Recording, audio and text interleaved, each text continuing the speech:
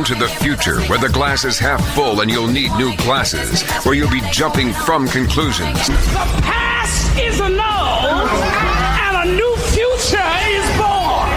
Never before in history has so much meant so little to so many. AD on the radio. You know, last night, I took a risk. I made a bold, daring decision. People always say that fortune favors the bold, and last night I was the bold. Last night, I did what I was advised not to do. Last night, I rolled the dice on some Thanksgiving leftovers that are right on the edge. And I'm currently waiting to see how this plays out. We'll see how it goes. What is the shelf life of turkey? I mean, it was cooked on Thursday, Thanksgiving, which would mean that now it is too old to eat. Like, I gave it the old smell test. I thought that was okay. You know, it didn't smell offensive. And I was just like, oh, I got a lot of Thanksgiving leftovers and they're right on the edge and they're delicious and I don't want to waste them. So I figured, you know, as long as I'm eating turkey, I should probably also have some mashed potato. But those have high dairy content, lots of cream, lots of butter, lots of things like that. And how long does that keep in the fridge once it's been cooked? Is there a shelf life for that? I didn't know. I don't know. And what about the stuffing? The stuffing seemed okay. I know it had some sausage in it. And 5-day-old sausage, is that a thing? The cranberry jelly that kept the shape of the can that I specifically requested for Thanksgiving, I felt fine with. That is food that will last a long time. I think it's generous to be calling it food. But I essentially ate Thanksgiving dinner again last night, and a lot of it, just because I didn't want any of it to go bad. It felt horrible, awful, terrible, wasteful to let Thanksgiving leftovers go bad. And I remember when the new Pope, who is now just the Pope, first became Pope, he said a whole bunch of things. And he said, it's a sin to waste food. And I really, really kind of grabbed onto that one. I would look at my fridge and I would look at the portions I took and I would look at everything in a more judicious manner. Because I thought, you know what? It probably is really a sin to waste food.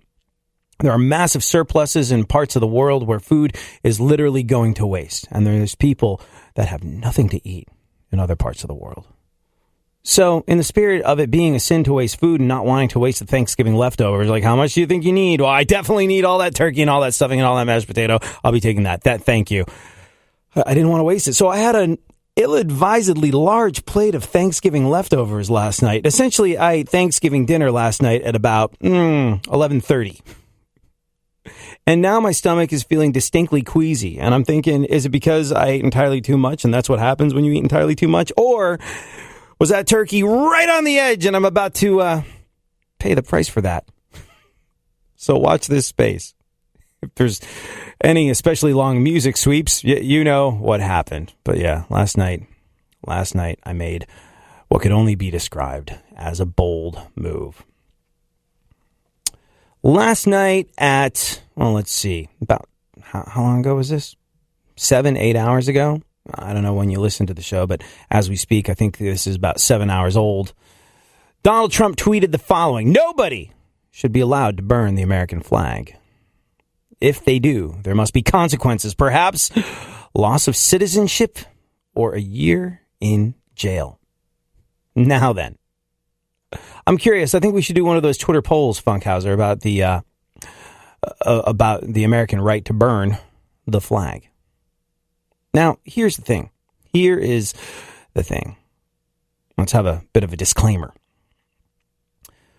If you burn the flag, I think you're an attention-seeking idiot that did something stupid that hurts a bunch of people's feelings. And you know what? You probably wanted to hurt a bunch of people's feelings because that's how you wanted to get attention.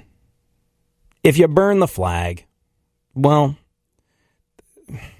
I have complete disdain, verging on contempt for you.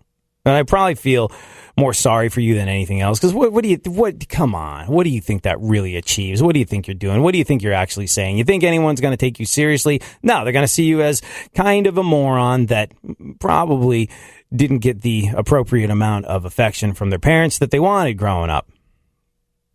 I think that we would all say, you want to burn a flag? what are you doing? You're an idiot.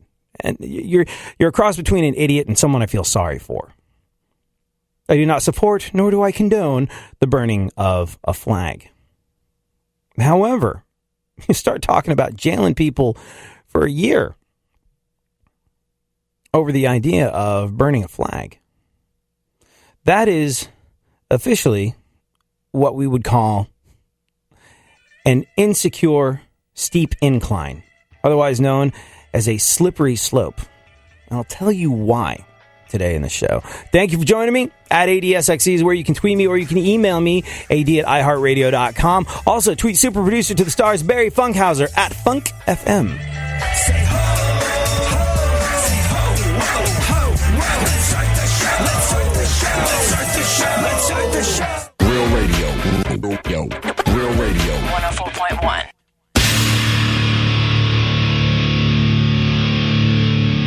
Where the left and right come together for fundamental truths. AD on the radio, on Twitter at ADSXE.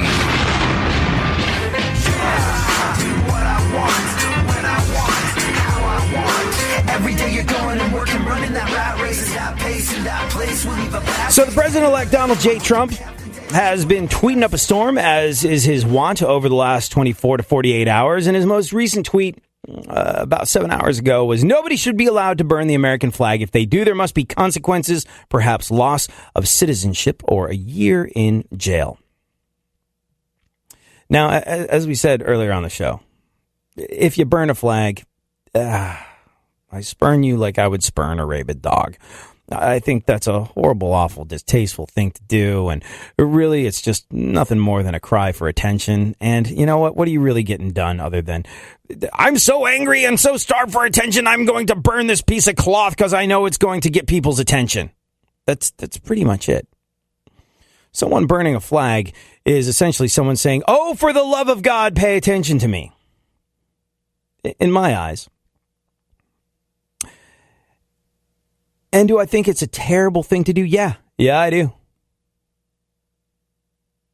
Awful thing to do. Hurts a lot of people. But locking folks up for a year, or taking away their citizenship should they happen to burn a flag, how do you feel about that? How do you feel about it? And by the way, this, my friend, is a bipartisan issue.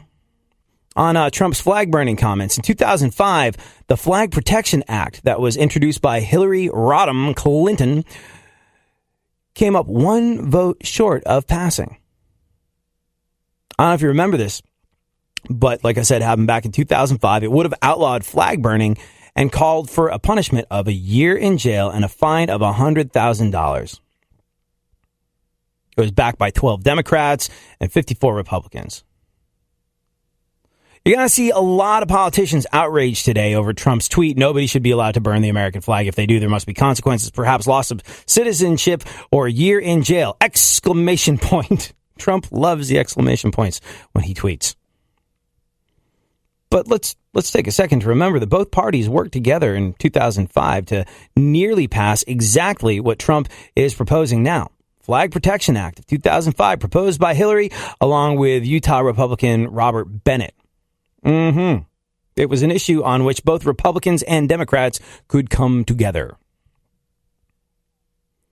Why would you outlaw burning the flag? Well, it's hateful and unpatriotic. Flag burning is offensive to folks.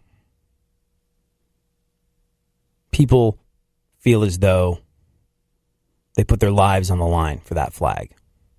It's a huge smack in the face to our military. Because the flag is a symbol. The flag is a symbol of hope, of freedom. When everything is going wrong with America, a flag is a reminder of all that's right about America. The American flag is the idea of unity. The American flag is the idea of courage, of hope. The American flag embodies the American spirit, and if you burn it, you are burning a symbol of all that is good in America that our military laid their lives on the line for, in some cases made the ultimate sacrifice for. Huge smack in the face to members of our military. By the way, I've spoken to members of our military that say, yeah, that's quite a jab. But, been to Iraq. I've seen worse than flag burning. But it doesn't feel cool when you come home and, people are talking about burning a flag. That stings for sure. It's not the biggest of the problems that you have as a member of our military, but it's not cool. And I know other members of our military that went, it's a stupid, idiotic thing, but we fought for freedom, which is the freedom to burn the flag and the freedom to speak your mind and the freedom to have a point of view and the freedom to pursue happiness in your own way, provided you're not hurting people. So, as much as I don't like it, as much as it is kind of a personal insult, the right to burn the flag is something that we fought for. These are both conversations that I had with veterans about burning the flag. Well, all right. If it's offensive, if it is unpatriotic, if it borders on treason, I kind of feel the same way about racist groups. I feel that way about the KKK, about Nazi types. Let's take away their hoods, that symbol of hate and awfulness.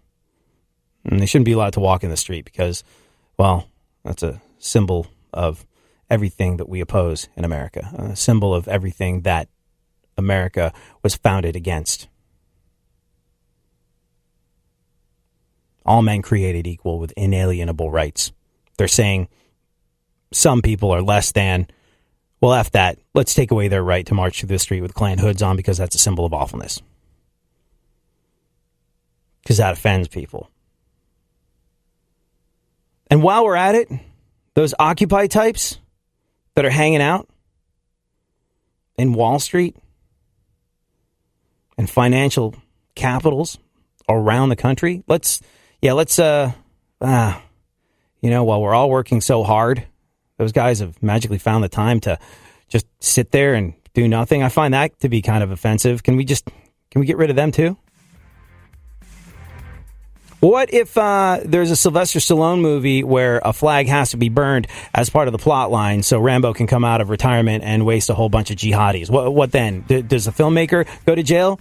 Does Sylvester Stallone go to jail? Are you getting the picture here? Like I said, steep incline and a slippery one.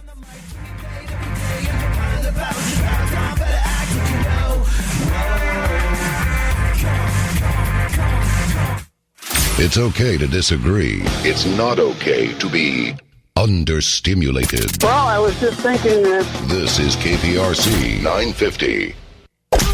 Don't get the blues, get all the news. We mean all of you guys out there in Radio Land. All aboard! He's back. AD on the radio. Give it up, yeah. Give it up, yeah. Bring this on, come on, come on.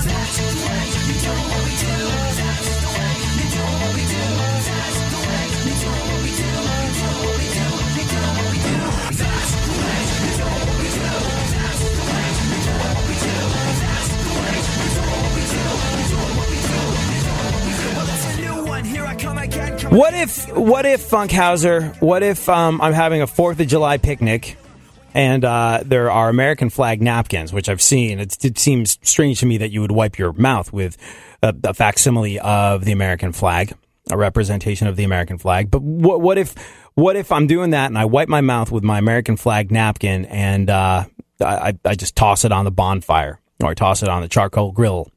It might be a little irresponsible from an environmental standpoint, but what then? Do I lose my citizenship?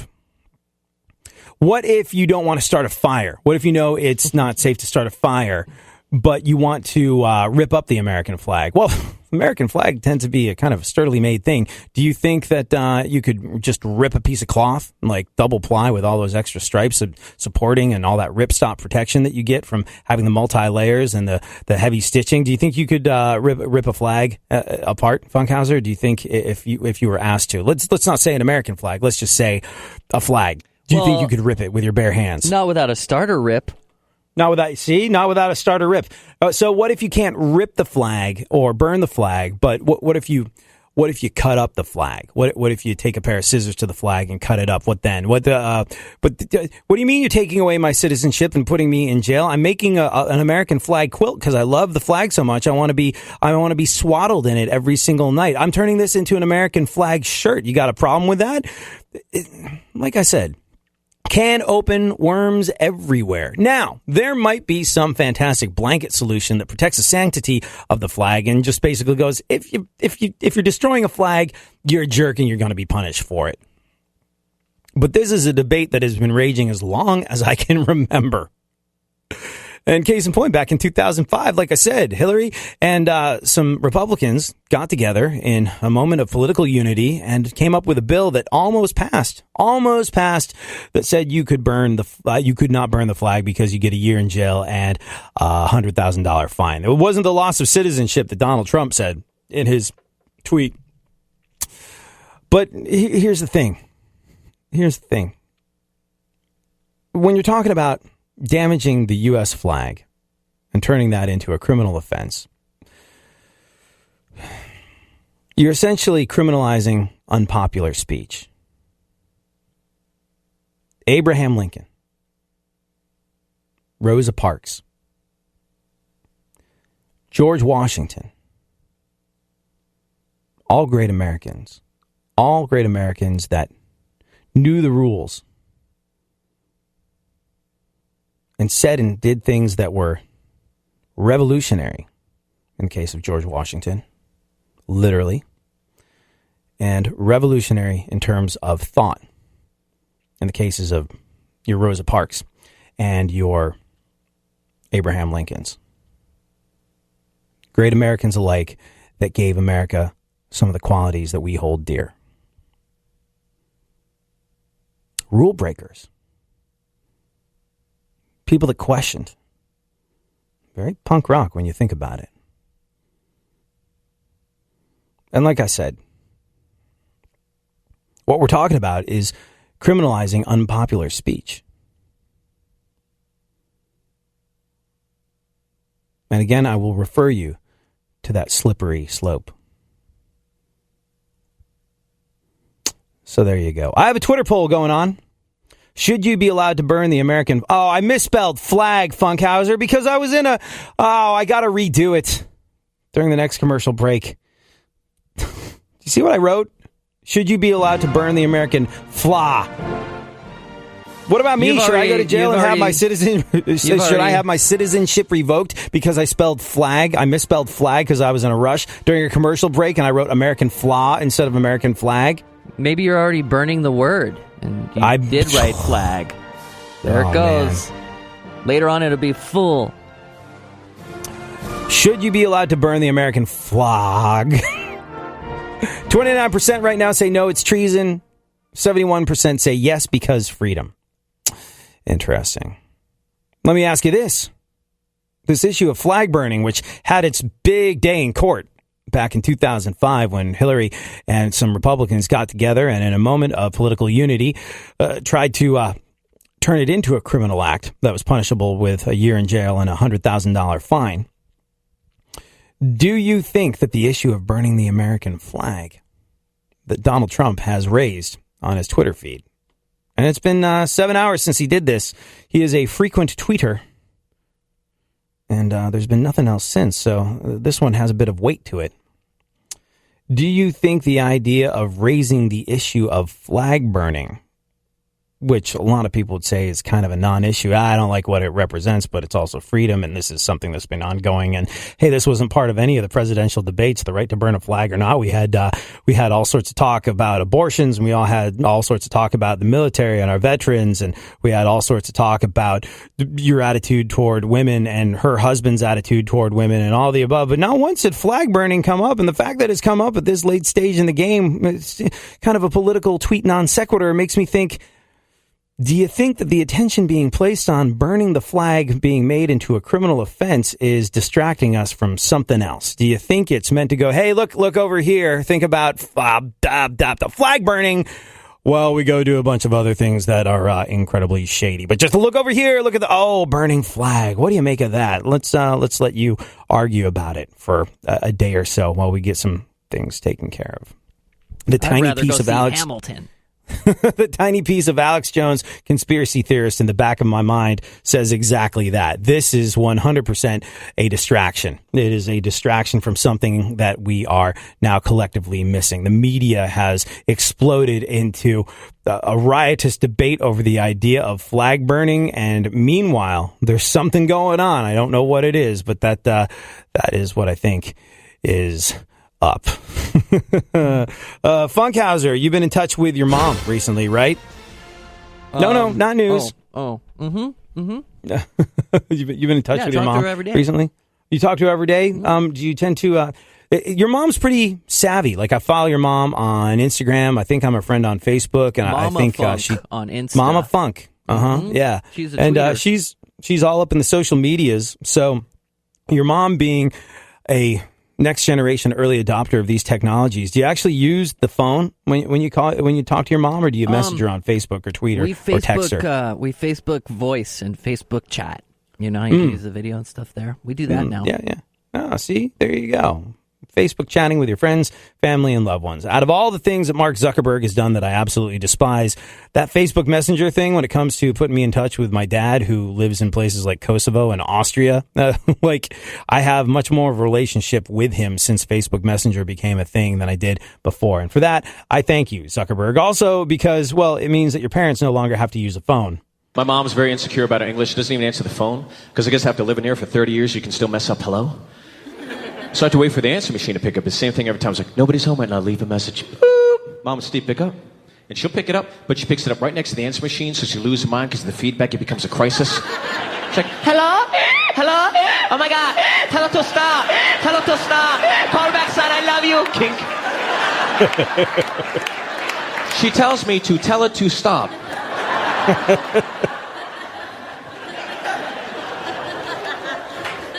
There's nothing more embarrassing than being on the phone in high school, talking to a girl, trying to be cool, and my mom would pick up the phone, because that's not cool.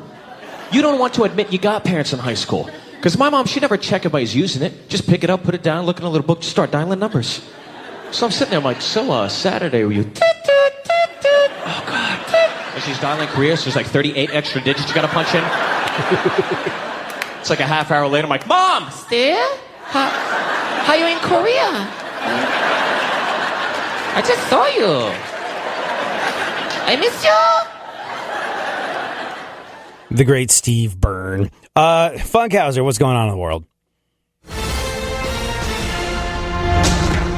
I'm eating Halloween candy. That's what's going on. Whoa, I thought I was rolling the dice on eating Thanksgiving dinner. You're eating Halloween candy? Mm-hmm. I guess the shelf life for candy is longer. I eat anything that ends up in the coffee room here. And somebody brought their bag of Halloween candy. What kind of Halloween candy? Oh, like, the normal ones. Nothing. Is crazy. it chocolate? Is it fruit-based? Chocolate. Like mini Snickers? You got it. Wow. It's always a mini Snickers. Does anybody actually really like Snickers? Out of all the candy bars, like Snickers to me as a kid seemed like the most adult. It had peanuts in it, and the peanuts weren't especially sweet. Like it felt like they were trying to weasel some health and protein into your delicious candy bar, and I wanted no part of it. No part of it at all. I tell you, no part. I guess that makes me an adult now, because I didn't used to like Snickers, but see, and you know why? That's why that's why the Snickers bars are what made it into the break room at work. It's because no kid wanted the mini Snickers bars. They want the mini Mounds bars. They want the mini Mars bars. They don't want the hard work of the mini Snickers bars with that sneaky health food known as the peanut built into it. You might as well put a raisin in it. It's like, wait a second, you're trying to sneak. No, I won't be eating that. And then it ends up a month and a half later in the break room, and you go, I'm an adult now. I like Snickers. I'm going to eat it. That's why you're eating mini Snickers today. Mm-hmm. Snickers are kind of like the kale of the candy world. Nobody really likes them, but if it's just in the there, emergency drawer over there. I've stolen it for the emergency drawer in case people come in here and are famished. They need a Snickers bar. You're not yourself today. Programming note. Usually you give these, but today I'm giving that. Who's coming in on Thursday? Our former intern, Whoops, our former intern, Brandy Aniston, is coming in today. On our Thursday. former intern. Our former intern and adult entertainment legend, Brandy Aniston, will be back up in the game on Thursday, and we look forward to that, and that should be good times. What else is going on in the world? She bought a house? She bought a house. She's now like the team captain of her son's football team or something. She's very parental these days. Nice. We have a lot to check in with her on. Very cool. Oh, can't wait to catch up with Brandy Aniston. That's awesome. And now in other news, according to a poll, Americans prefer Wi-Fi over sex, chocolate, or alcohol. Meaning if you had to give up one of the three, or two of the three, you'd hold on to Wi-Fi over sex, chocolate, Wi-Fi over sex, chocolate, and alcohol? That's what they say. That's not what I say. Really? No, I can live without Wi-Fi. If over those four, bye. Do you have a landline still? Do you have like one of those but I don't need Firewire to talk to things you. from the year 2000? I'm over here doing something. Involving sex, chocolate, or alcohol? Yes. Maybe all of the above. Oh, wow. What a rich and varied life you lead. Of course, with Canadian Jane, it would have to be vegan chocolate, which actually tastes okay. I've had vegan chocolates before. There's a thing? There's a such thing? I haven't done that yet. Vegan chocolate. That's a thing. Now, this is where, like, my sister and I, we annoy the living bejesus out of everybody over the holidays. When somebody offers us chocolate, we go, nah, we grew up in England, and, because they have different pasteurization laws about the milk there, this doesn't even register as chocolate to us. This tastes like, this is not good. You call it chocolate, it's not actually chocolate. Get that stuff away from me. And everyone goes, a simple no would have sufficed.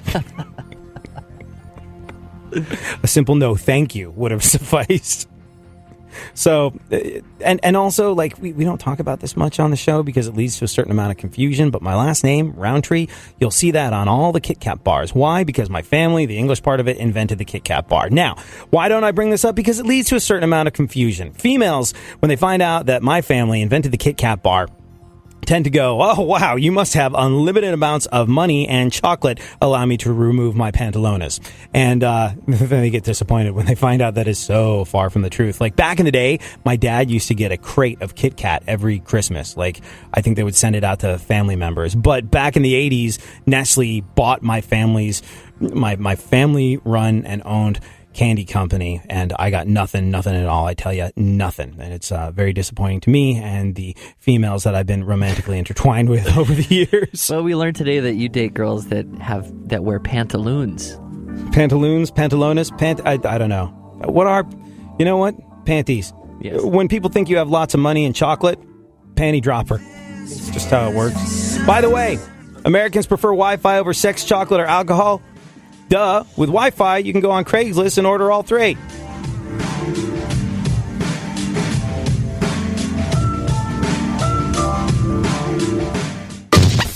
Real radio. Real radio. Real radio. Real radio. 104.1.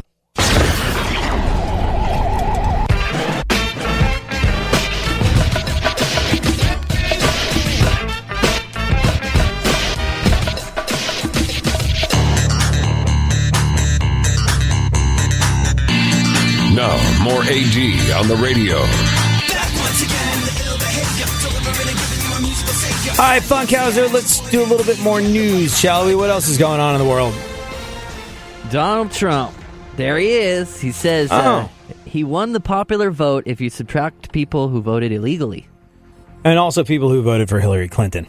Like, if you subtract those, he definitely won the popular vote. He went on this, like, the recount thing.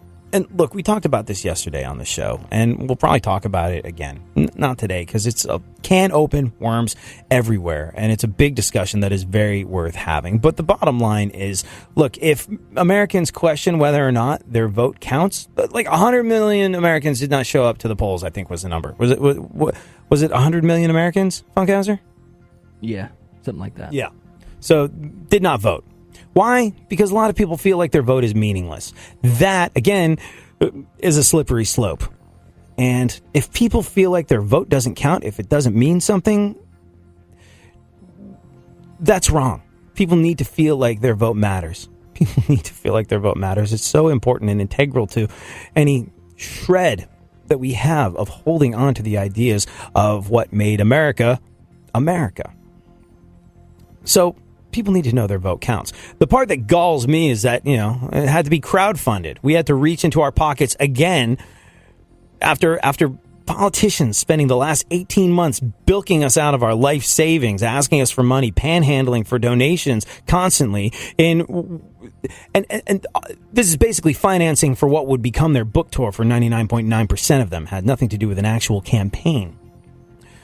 After Americans reached into their pockets to help politicians campaign, now we have to come up with our own money to inspect the election process. F you. Get it right. You can't fix the pothole at the end of my road, but I pay taxes and I want to know that things are counted properly. It's 2016. Come on. That's basically how I feel about it.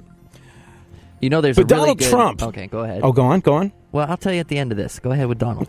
Well, Donald Trump is saying, hey, this is, just a shady fundraising scheme perpetrated by Jill Stein and the Green Party. And look, there might be truth to this, but he's gone absolutely crazy saying there was voter fraud by the Democrats all over the place. And I think he said it happened in California specifically. And the state of California went, hey, we work really hard to make sure every vote is counted.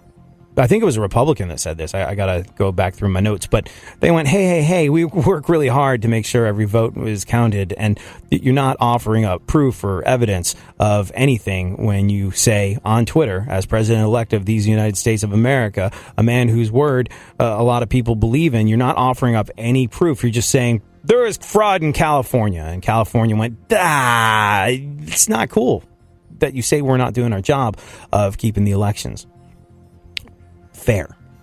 And it's again, look, people should know that their vote counted. They really should. It's so important. But I don't mean to fire you up, but there's a thing on Netflix. It's Oliver Stone's The Untold History of the United States. It's like a 12-part series. Oh, yeah, no, that's totally on my watch list. Gotta see it, dude. It was on mine for a while, and I just dipped in, and I was up late last night going, one more episode, because it's so good. Did you feel there was a political bias? Oh, yeah. Oh, absolutely. Everybody's got a story, and that was Oliver Stone tells a really good one in that one. All right, well, we'll dig into it, and we'll see if we'll sort the wheat from the chaff with the story and the fact. But yeah, no, it sounds like a riveting watch. Go on, what else? Thanksgiving shopping was down 3.5% from last year. Oh, did you go out and door bust? I was online doing it.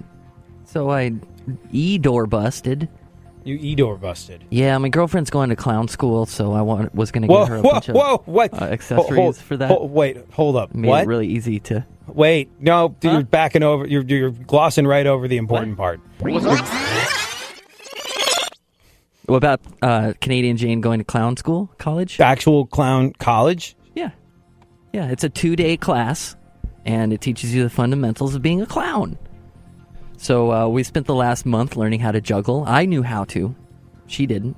Takes a while. You can juggle? Yeah. It's easy. It's easy once you learn.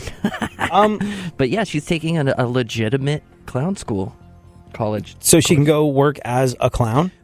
I don't know why she's doing it per se. I think it's just because she's interested in... What do you mean you don't know why? Hey, honey, I want to go to clown college. Cool. Why? Would it be how the conversation would go in my home? She wants to learn the history of clowns, clown makeup, just like the what it takes to become a clown.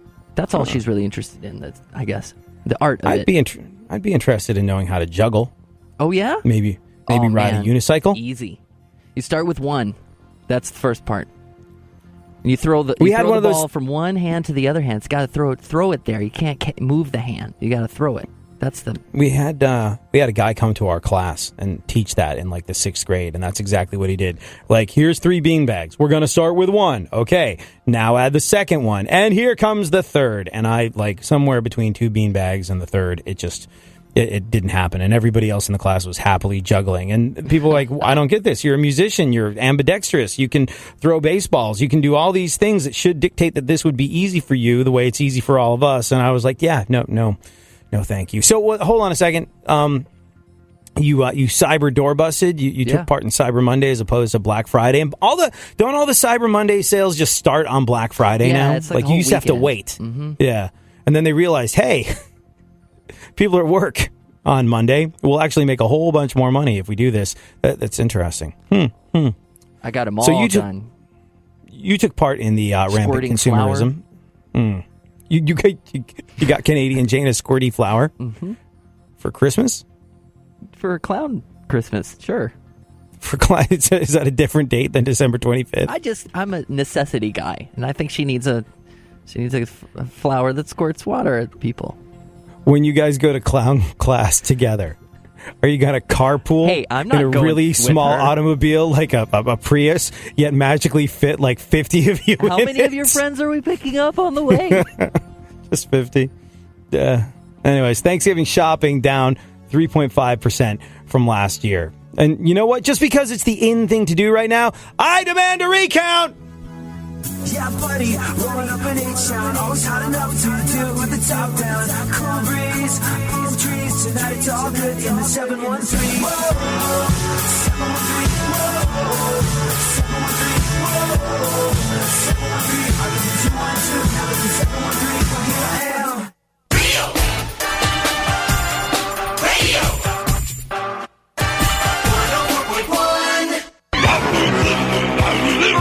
There's something happening here, and you should know what it is. The Dumbing Up of America. Now, more AD on the radio.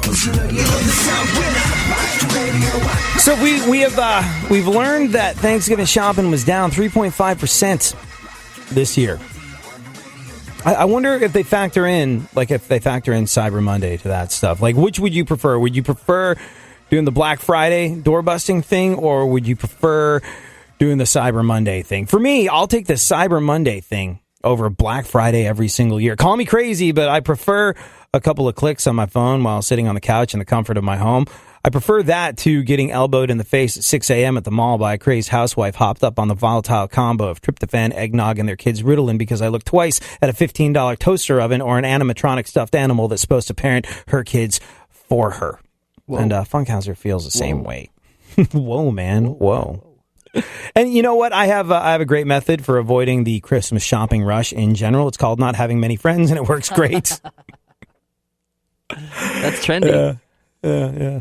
The only time that I don't shop online is, I don't tend to buy my shoes on the internet. Just because it's hard for me to find my shoes online. Not many online retailers carry size 13 and a half, ladies. What do you store your shoes there? You know what they say about big feet? What? Big disappointment when the pants come down and the myth turns out to not be true. Funkhouser, let's do a little bit more news. Still reeling from this idea that Canadian Jane is going to clown college, and you got her a squirty flower. Yeah, clown nose. What makeup? Clown makeup? No, I'm not qualified to buy makeup. Well, clown makeup, if you enroll in store clown makeup, but if you enroll in college, say you're taking, for example, History 101 and Basket Weaving 101 at your local community college, you're going to get a syllabus, and the syllabus will say you will need these books for the history class, and you will need the following items with to weave your basket. So, wasn't there a list of stuff that you could go off of? Let's just wait until day one where they say, here's the type of makeup to buy. Like, you're not supposed to show up on the first date looking like a clown, are you? I don't think so. I'm not going. I don't know. She is. So, I don't know. She read the thing. I had one of those French teachers, in the 6th grade, and oh man, this put me right off of. Both my parents spoke French fluently because of the time they spent living in Europe, and so when it came time to you got to learn a language, your options are French, German, and Spanish. I went French because my parents speak French, therefore it'll make my life easier. Walk in 6th grade French class. Bonjour. sit on your seat, except in French, because I and started speaking fluent French to me. I'm like, I'm sorry, I think this is, I must be in the wrong class. You're speaking French, I don't know French. And Madame Lilas was like, no, we will speak French in this class. And like, she was French, and she was like, the best way to learn French is to just speak it all the time. So we would do like the French exercises. You got the accent down really well. Well, she always complimented me on my accent. That was like the one thing I had going for me. But I could not, for the life of me, learn French at all. And she just had this thing where she spoke French. And I was like, I need the instructions in my homework in English. I don't understand what you're saying. And again, like the juggling, everybody else in class seemed to get it. They got sort of like B's, C's, and A's. And miserable time. I remember taking my my French exam at the end of the year and walking out of there, putting the test down and going, hola. And I don't know why, but I switched to Spanish, got straight A's. No problem with Spanish. Could never get the hang of French. And I don't know why. But yeah. There you have it. How did we get on to my inability to learn French? We were talking about clown school. Oh. Yeah. So, I mean, like, maybe you do show up. No, this is my point. Maybe you do show up dressed as a clown, ready to clown around. Maybe that shows your dedication. Like, if I walked into Madame Lilas' class, and instead of saying, I think I'm in the wrong class, you just spoke French to me, and if I said, bonjour, je m'appelle AD, then I think, maybe I would have integrated a little more successfully. Allow me to present radio class. Would you like... If you're teaching a radio class, would you like a student to come in and go, hey, it's 4:18, I'm in class now, here's Nirvana? Is that something that you would Yeah, because I would know who not to hire moving forward. But, like... I'll sit with my head down now. I'll be back later. Mm-hmm. Yeah, I gotta... Well, you go and speak to potential broadcasters at colleges. Like, Funkhouser has become an adjunct lecturer at various institutions of higher education, where he goes in and he talks to people about radio. Like, do they pay you for this, or is this just something you do out of goodness of your heart? In goodness and kind-hearted hope for the future. Oh, good. As I try to keep them awake. But don't these kids pay I've talked to some kids that come up to me and be like, "Hey, I'm in broadcasting school," and I go, okay. They're like, what college did you go to? I'm like, it's a huge radio cliche to say the College of Hard Knocks, so I'm just going to say I did not attend an institution of higher education. And they went, what? They told me I'd never get hired if I didn't have a degree in radio. I'm like, they told you that? How much are you spending on these classes? And they're like, a lot. A lot of money. A lot of my parents' money is going into broadcasting school. And I ask them what they're learning and who they're learning it from. And look, this is not to bash any broadcasting program that exists at any college or university, because I don't know the ins and outs of it. But the kids that I've spoken to have all been taking college courses being taught by someone that did classical radio in 1982 and are still queuing up records on the Bach or the Brahms or the Shostakovich or the Rachmaninoff, being careful about the needle in the arm. And I was just like, I don't think it's like that anymore. But I just look, if you're going to be a doctor or a lawyer, you can't just, or a dentist, you can't just walk into a dentist's office, look over the dentist's shoulder and be like, oh, so that's how you do a root canal. Cool, I am now qualified. But with radio, you kind of can. You get an internship and you get around Funkhouser in his place of business, or you get around me in my place of business. I think that's probably the best way to learn how to do and get your foot in the door with that sort of thing. I'm not bashing any education. Come here. No, stay home. Don't say that. They'll show up. Stay home and listen.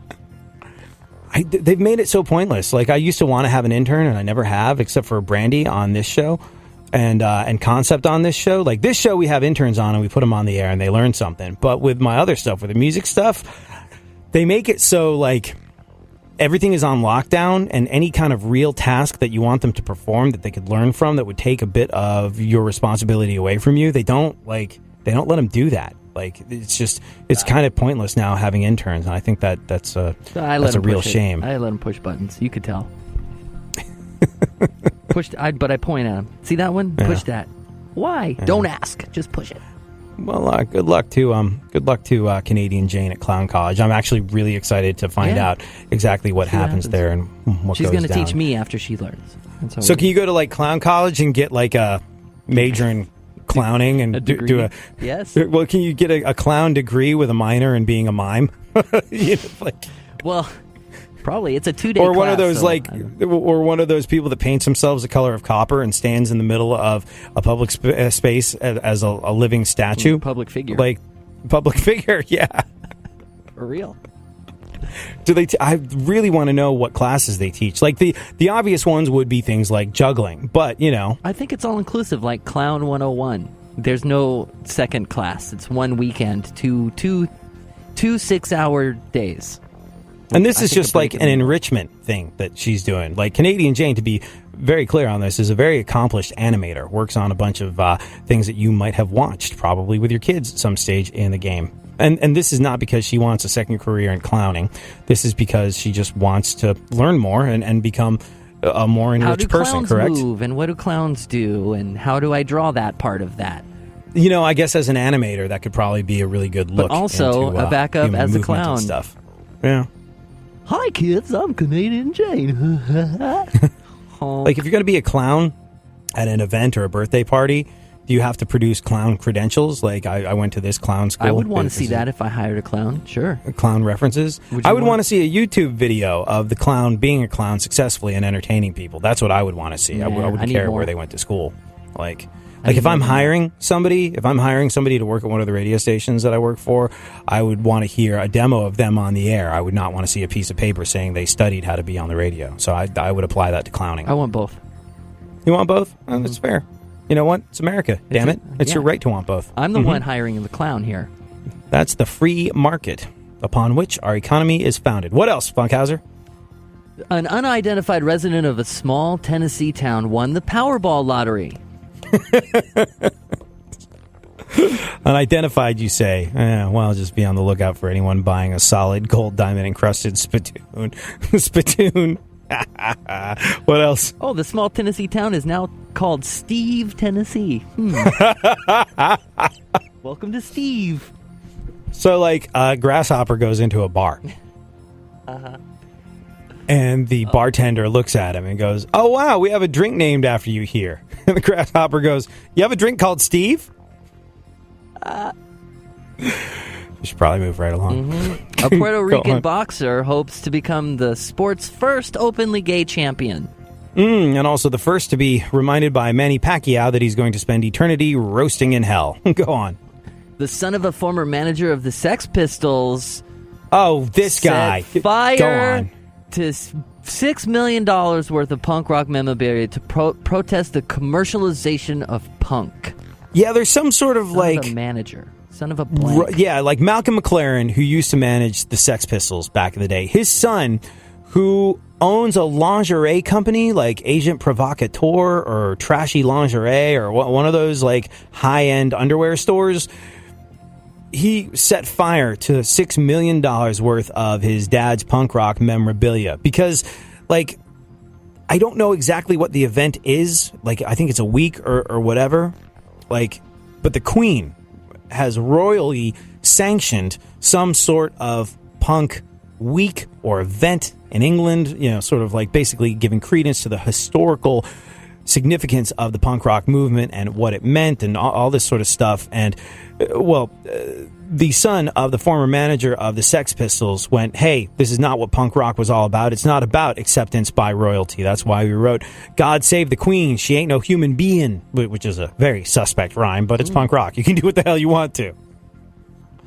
But burning it all. And interestingly enough, I think if there's anybody whose opinion matters in this sort of thing, it would be one John Lydon, formerly Johnny Rotten, lead singer of the Sex Pistols. And he went, you're I can't say what he said on the radio and remain employed, but he was just like, come on, man, at least sell it off and give it to charity. Like, it's just unbelievably wasteful and horrible that you would burn $6 million worth of history to protest the commercialization of punk. The crowd cheered him on and then immediately bought T-shirts with his picture on it at Hot Topic. Go on. No, they didn't. You better not. I'm sure they that did. Guy. And they have. Yeah. A Moroccan TV station is under fire for offering a tutorial for women on how to cover up bruises from domestic abuse. You know, you look at America, and you, especially after the last election, and you see that there are certain levels that we as a people degenerated to, the way we carried ourselves in a more than a little bit Jerry Springer-esque manner over the last 18 months. That's not a good color on anyone. You know, dignity, respect for the office of president, you know, all that went out the window. But when you realize that we don't live in a country where television stations offer tutorials for women on how to cover up bruises from domestic abuse, you go, you know what? USA. That's terrible. Is the video on YouTube? Replied a girl currently dating Chris Brown. Thank you so much for hanging out. Thank you for being a part of our radio family. We'll be back tomorrow. We'll do this all over again.